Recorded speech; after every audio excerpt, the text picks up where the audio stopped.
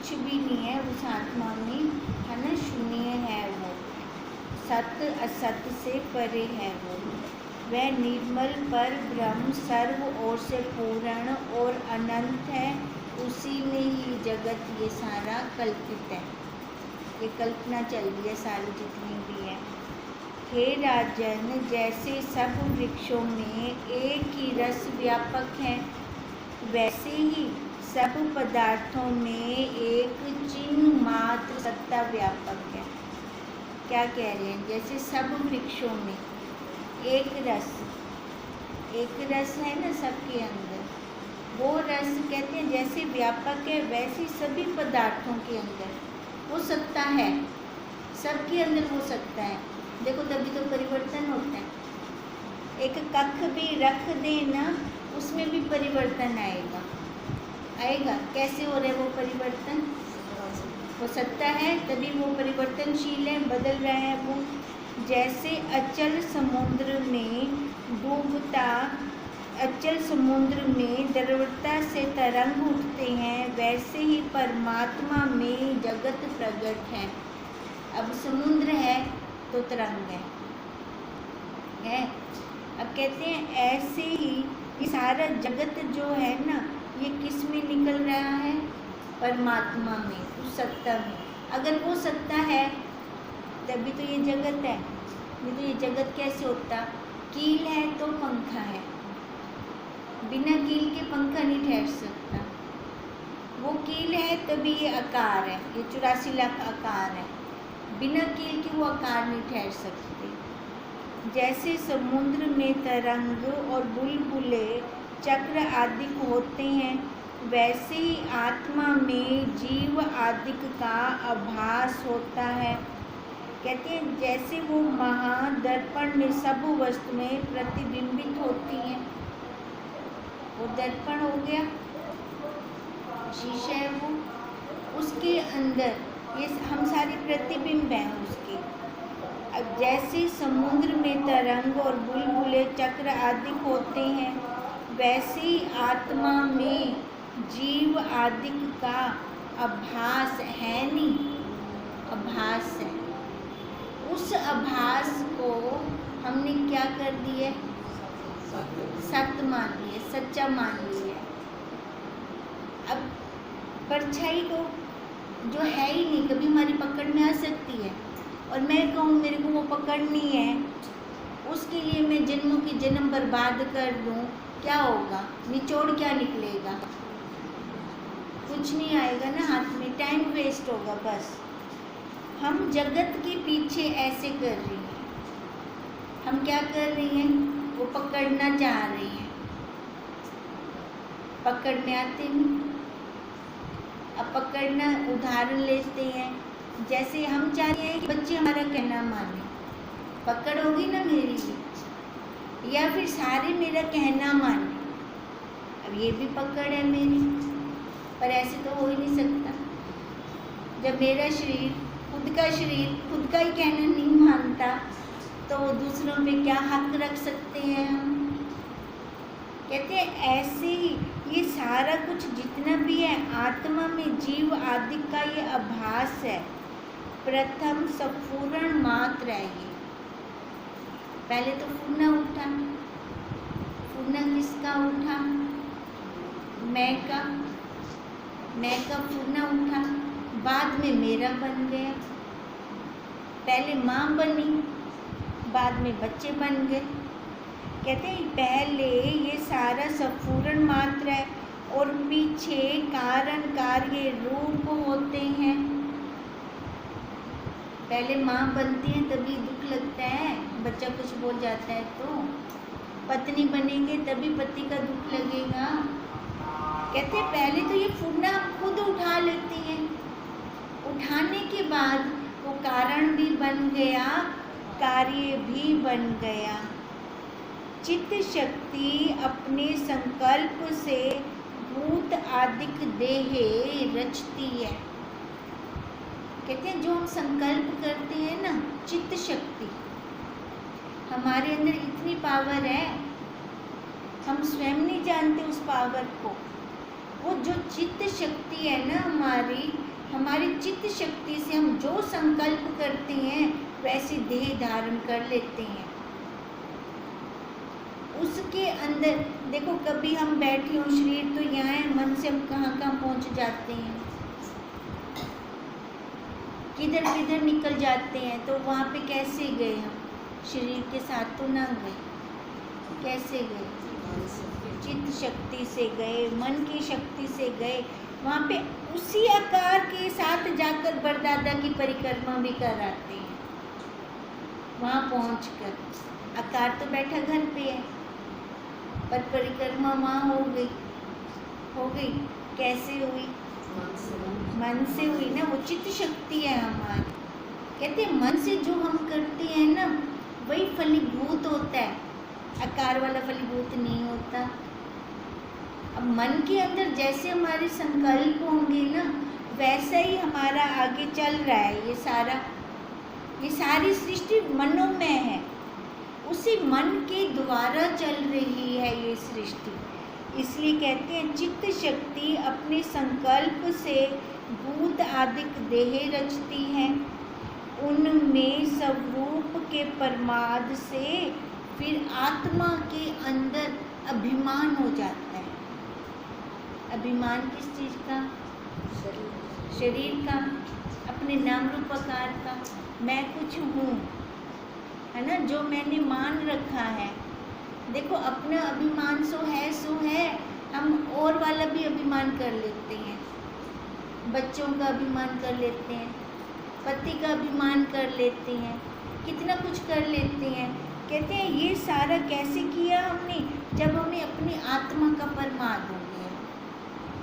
आत्मा का प्रमाद मतलब अपने स्वरूप को तो जाना नहीं, जाना बाहर वाले को इतना जाना कि ये देह चढ़ाकर बैठ गए। जैसे कुसवारी की क्रिया अपने बंधन का कारण होती है, खुद ही बंध जाती है ना अपने जाल के अंदर, वैसे ही जीव को अपना संकल्प बंधन का कारण है। अब मकड़ी खुद जाला बनाती है, खुद फंस जाती है। अब कहते हैं जो ये जीव है ना, ये जीव का बंधन का कारण भी यही है कि वो खुद बना देता है। खुद उसने क्या बना दिया? ये परिवार बना दिया उसने। अपने संकल्पों से उसने ये स्वेटर खड़ा कर दिया, बुन दिया सारा। खुद ही तो बुनी बैठी है, नहीं तो माँ कहाँ है, पत्नी कहाँ है, नानी कहाँ है, दादी कहाँ है, सास कहाँ है? कहाँ है? कोई बता सकते हैं देखकर? आकार को देख के कोई बता दे? कोई नहीं बता सकता। वो सारे मन के अंदर है, और उस मन के द्वारा हम कितना कुछ आगे और बुन देते हैं। दादी बनी, पोती पोते पहले आ गए। नानी बनी, नाते नातिन पहले आ गए। कहाँ आए? माओ के अंदर। अब नाते न नाते आएंगे तो वो बेटी भी तो आएगी, है ना। अब बेटी के साथ उसका घर वाला भी आएगा, दामाद भी आएगा, दामाद के साथ उसके माँ बाप भी आएंगे। परिवार देखो कैसे बढ़ता जा रहा है। ये सारा कुछ कहाँ पर आ गया? भावों में अंदर आ गया। कहते ये हम खुद बनाते हैं, कोई और नहीं बनाता। क्यों बनाते हैं? क्योंकि जब हम व्यवहार करते हैं ना, वहाँ हम ध्यान नहीं रखते। व्यवहार तन्मयता से करते हैं। व्यवहार बिना तन्मयता के भी तो हो सकता है ना। या वहाँ पर हम ध्यान नहीं रखते, यही हमारी भूल हो जाती है। इसलिए कहते हैं वैसे ही जीव को अपना संकल्प बंधन का कारण है। हे राजन, जीव कला को स्वरूप का अज्ञान हुआ है। था तो ये ब्रह्म से जीव कैसे बन गया, है ना। शुरू में जब शुरू में ये आया तो ब्रह्म था। ये भ्रम से ये जीव कैसे बन गया, जब अपने आप को भूल गया और अपने आप को इसने क्या मान लिया, ये देह वाला, मन इंद्रियों वाला। इससे जैसे बालक को अपनी परछाई यक्ष रूप होकर डराती है, वैसे ही ये नाना प्रकार के आरंभ को प्राप्त हुआ, डरने लग गया। अब परछाई का कारण क्या है, वो खुद ही है ना। बालक की परछाई का कारण क्या है, बालक खुद है, वो है तभी परछाई आ रही है ना। अब ऐसे हमारे डर का कारण क्या है, हम स्वयं में। क्योंकि देखो, बालक जब रियल नहीं जानता, सच्चाई नहीं जानता, तब वो परछाई से डरता है। जब वो सच्चाई जान ले, ये तो मेरी परछाई है, लो डर से लगे ना, डर से ना। अब ऐसी ये अगर हम जान लेते हैं, सच्चाई जान लेते हैं, मेरे से ये सारा कुछ हुआ है, डरने का कारण क्या, मैं हूँ तो ये संसार है। डरने का कारण क्या, क्योंकि जब हम अपनी सच्चाई नहीं जानते, फिर हम डरते हैं, एक एक से डरते हैं। फिर हम कहते हैं वही नाना प्रकार का आरंभ फिर होता जाता है, और अकारण ही ब्रह्म शक्ति फूटने से कारण भाव को प्राप्त होता है। अकारण, कोई कारण नहीं है उसका जीव बनने का, जो था वो ब्रह्म, बिना कारण के ही ब्रह्म से जीव बना बैठा है। एक भूल की है उसने, बस एक भूल क्या की है, देखो मैं मान लिया है ना, मन इंद्रियों को उसने सच्चा जान लिया, बस एक यही भूल की है। इस भूल का हर्जाना कितना भारी है, कितना भारी हर्जाना दे रही हैं हम, जन्मों जन्मों से भटक रहे हैं। अभी इस जन्म में जान जाए तो पता तो है, पता है ना, हमें सारा कुछ पता है, पर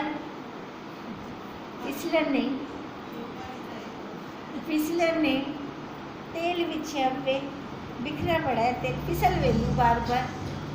अब तेल क्या है, मोह वाला, आसक्ति वाला, यो तेल बिखरा पड़ा है नीचे, यहाँ से फिसल जाते हैं।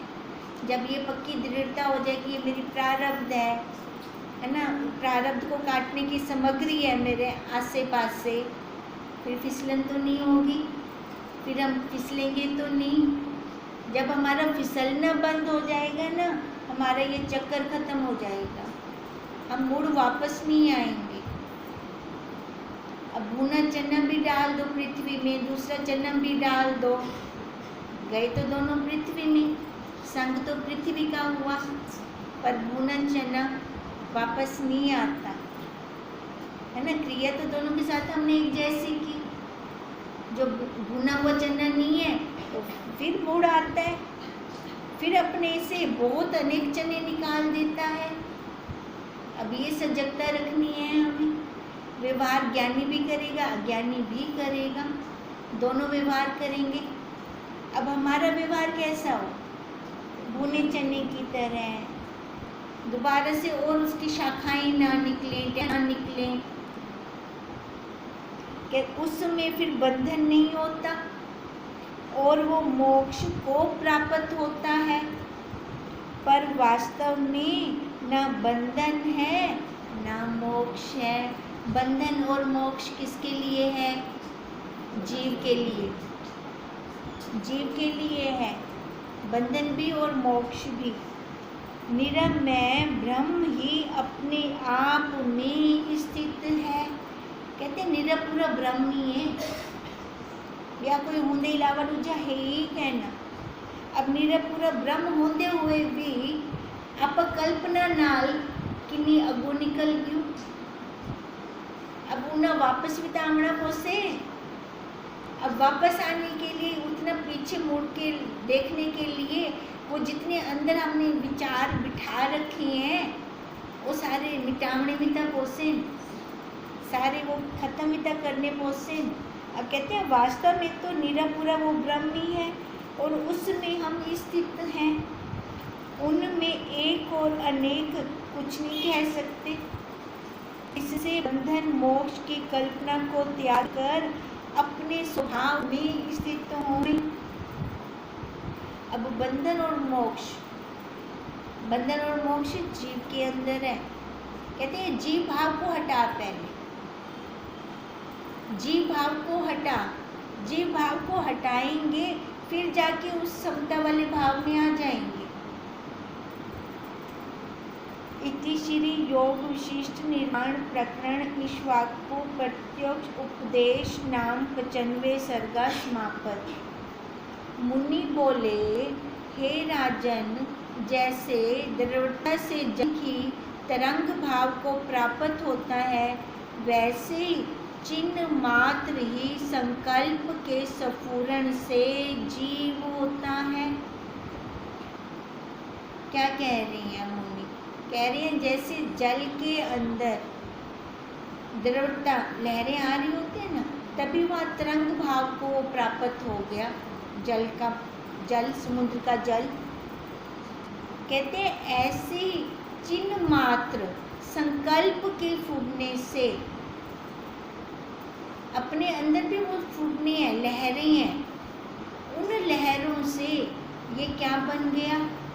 जीव। उन लहरों से, अगर उन लहरों को देखने वाला बन जाए तो ब्रह्म है ना फिर तो। पर वो देखने वाला नहीं बनता, लय हो जाता है उन लहरों के साथ, उन भावों के साथ। ये भावों रूपी लहर उठती रहती है अंदर। कभी कौन सी भाव वाली लहर आ जाती है, कभी कौन से भाव वाली लहर आ जाती है। हम ये सजगता नहीं रखते। मैं देख रही हूँ, मेरे मन में अभी ये आ रहा है, अब मैं देखने वाली बड़ी कि दृश्य बड़ा? देखने वाली बड़ी ना, फिर वो जो आ रहा है दृश्य वो छोटा हो जाएगा। पर गलती क्या हो जाती है, वो जो आ रहा होता है ना उसके साथ मिल जाती है, वैसे मिलकर वैसी क्रिया कर देती है। ये सबसे बड़ी गलती हो जाती है हमारे से। अब इसलिए कहा तभी वो जीव हो जाता है, और वह जीव संसार में कर्मों के वश भरमता है। अब जीव ऐसे बन गया, जो उसके अंदर आया वो चल पड़ा। अब उसी के साथ चलेगा तो कोई ना कर्म तो करेगा। कर्मों के बिना तो ये शरीर बैठ नहीं सकता, कर्म तो करेगा। अब कहते हैं वो उसी संसार में कर्मों के वश भरमता हुआ भी अपने को कर्ता देखता है। अब जहाँ कर्तापन आया वहाँ भोक्तापन, जहाँ भोक्तापन आया वहाँ पे जन्म मरण चालू। अब ये जन्म मरण जब चालू हो गया, फिर लास्ट जन्म कैसे होगा? फिर तो नहीं हो सकता ना। तो इसका मतलब क्या क्या करना चाहिए कि ये जन्म मरण मेरा खत्म हो? सजगता व्यवहार के अंदर, है ना। ये शरीर बिना कर्मों के बैठेगा नहीं। जैसे कहा कि मन के अंदर जल है तो तरंग है, पर उस तरंग को मैं देख रही हूँ, उस तरंग को मैं जान रही हूँ। अब मन के अंदर ये भाव आ रहा है, देखने वाली अलग हो गई ना। जब देखने वाली अलग बन जाते हैं फिर हमारे कर्म नहीं बनते, व्यवहार वैसे का वैसे होगा।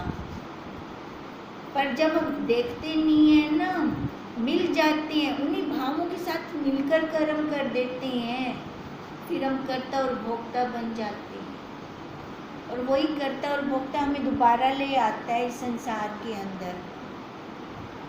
पर सर्व आत्मा पर ब्रह्म करता हुआ भी कुछ नहीं करता। अगर मैं देखने वाली बन जाऊं तो करता हुआ भी आसान, क्या नहीं, क्या आसान है ना,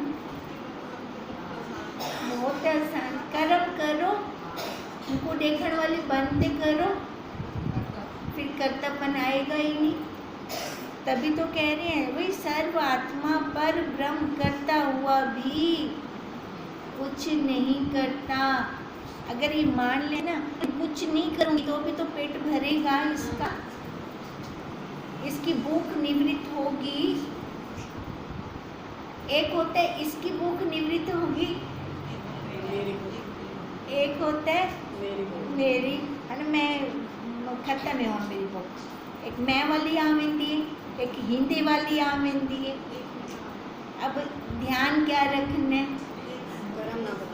कर्म न बने हिंदी वाली हो गए, है ना, इसको दे रही है खाना, मैं खा रही हूँ और मैं इसको खिला रही हूँ, रिजल्ट तो दोनों का एक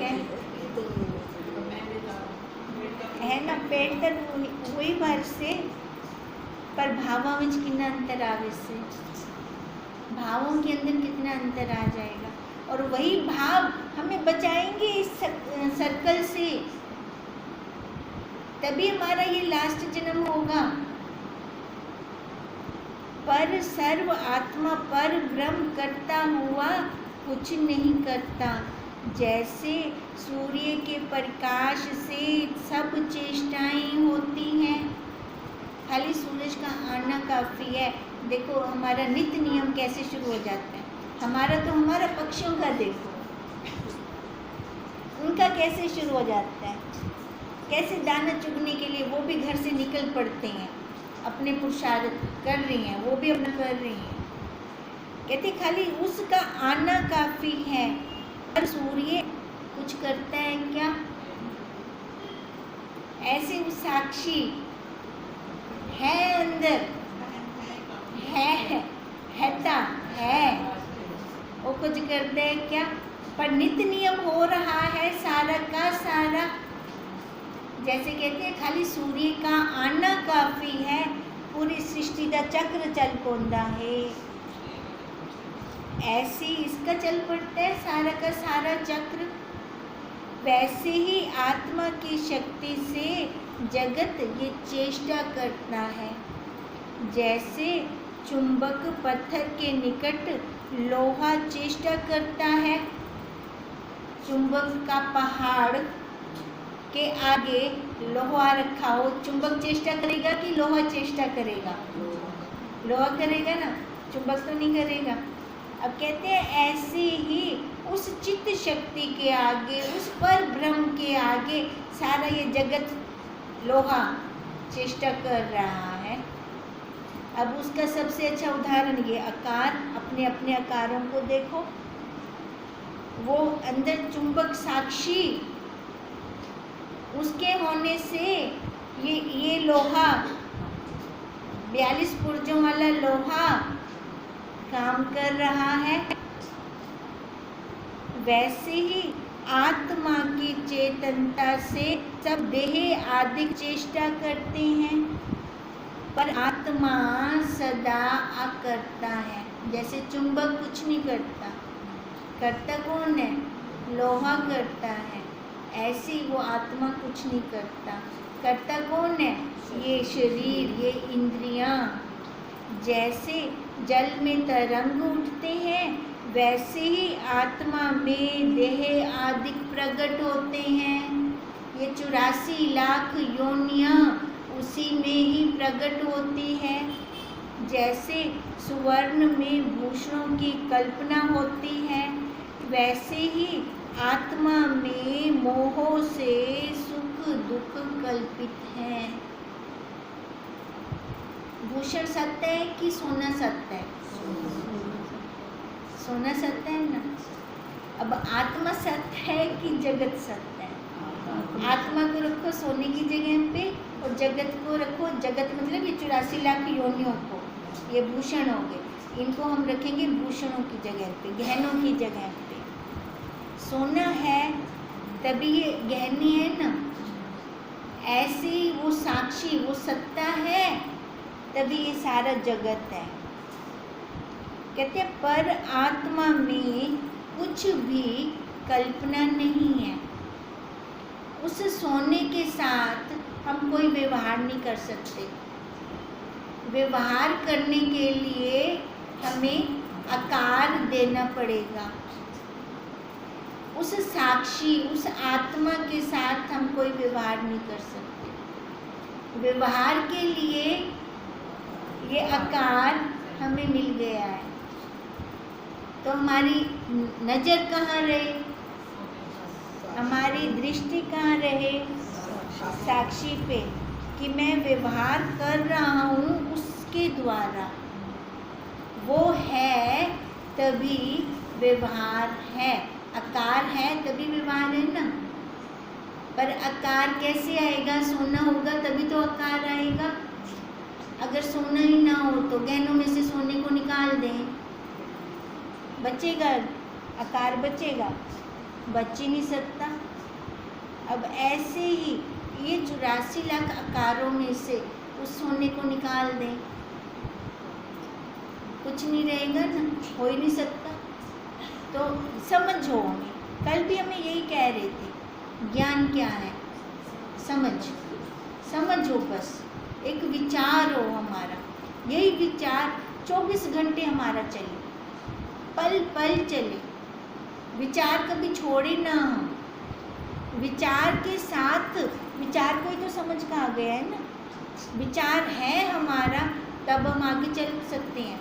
तभी इसको हम विचार की क्लास बोलते हैं, कि यहाँ पर आकर हमें गुरुदेव विचार करना सिखाते हैं। पहले विचार कौन सा चलता था, संसार वाला, अहंकार वाला, पर वहाँ से क्या मिला,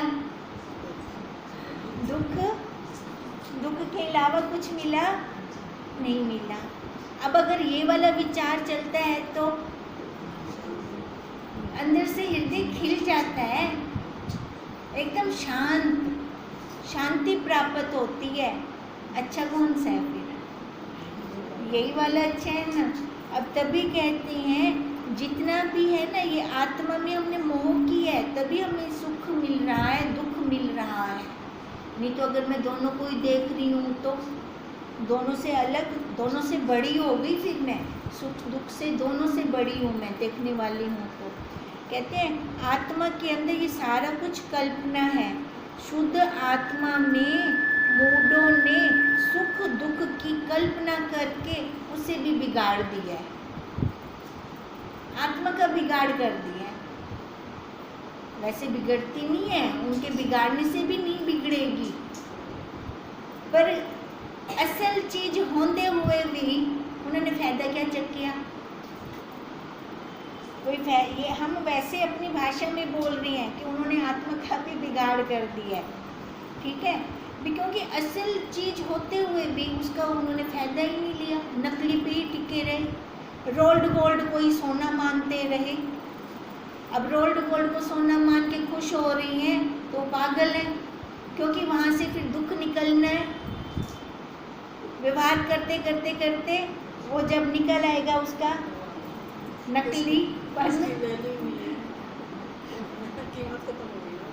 फिर ये देखो, फिर अब यही कहते हैं कि शुद्ध आत्मा में मूढ़ों ने सुख दुख की कल्पना की है, पर जो ज्ञानवान है उनको मन चित्त सुख दुख सब आकाश रूप शून्य भासते हैं। जो ज्ञानी है ना, उसको परखी है, उसको पता है कि ये रोल्ड गोल्ड है कि सोना है। रोल्ड गोल्ड की तरफ नहीं जाता वो कहाँ टिकता है, कहाँ उसकी दृष्टि रहती है, साक्षी रूपी सोने पे उसकी दृष्टि रहती है।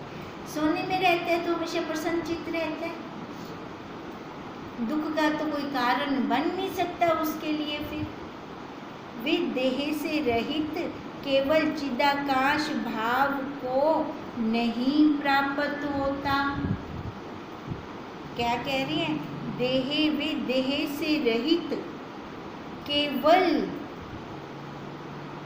केवल चिदाकाश भाव को नहीं प्राप्त होता, मतलब है तो ही देह दे अंदर ही, अंदर रहते हुए उसकी समझ है, इस आकार को वो खत्म नहीं कर सकता।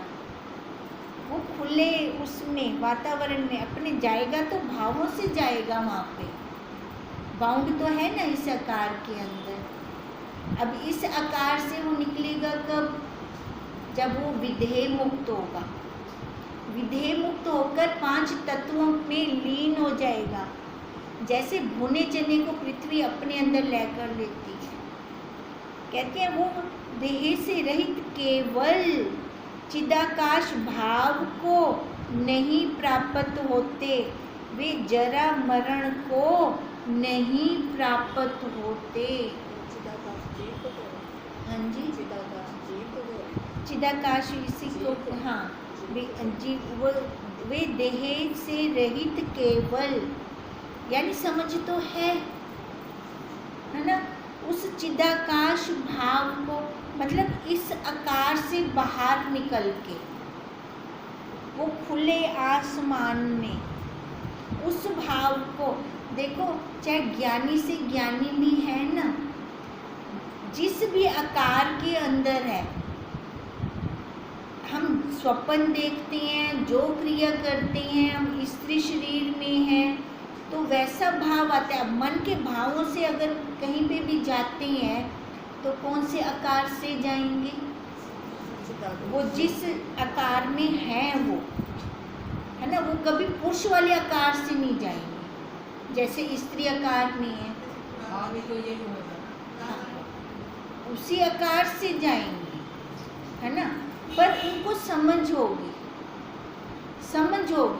समझ से वो जन्म मरण को प्राप्त नहीं होंगे। रहेंगे तो इसी आकार के अंदर, ठीक है, समझ आया ना, भी रहेंगे तो इसी आकार। फिर से कहती हूँ, वे देह से रहित केवल चित, क्योंकि इस देह से अलग तो हो नहीं सकते। अब ज्ञान होने के बाद ये देह खत्म तो नहीं हो जाएगी ना, देह तो रहेगी ना वहीं पर। कहते हैं वो देह से रहित केवल चिदाकाश भाव को नहीं प्राप्त होते, पर जन्म मरण से बच जाएंगे। कैसे?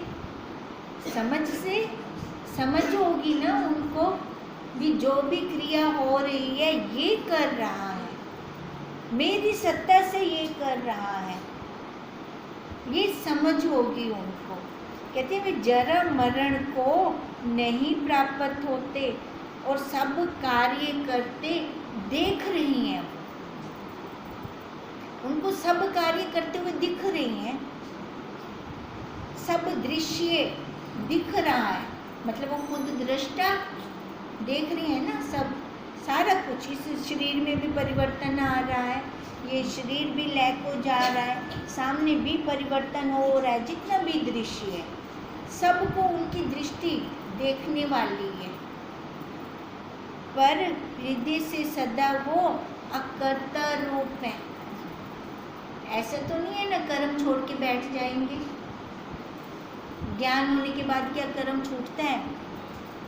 नहीं छूटता, पर समझ होती है कि ये करता है, वो कर्ता भाव नहीं आता।